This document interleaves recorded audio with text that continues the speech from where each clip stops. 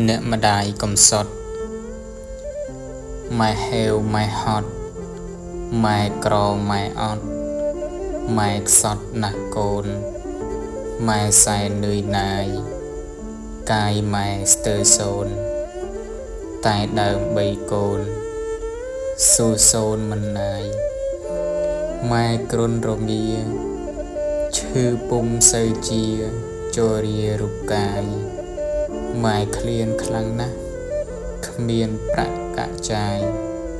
ទុកឥតរសាយបាយស្ទើរគ្មានហូបគុំទុកឲ្យម៉ែឯកាណាកូន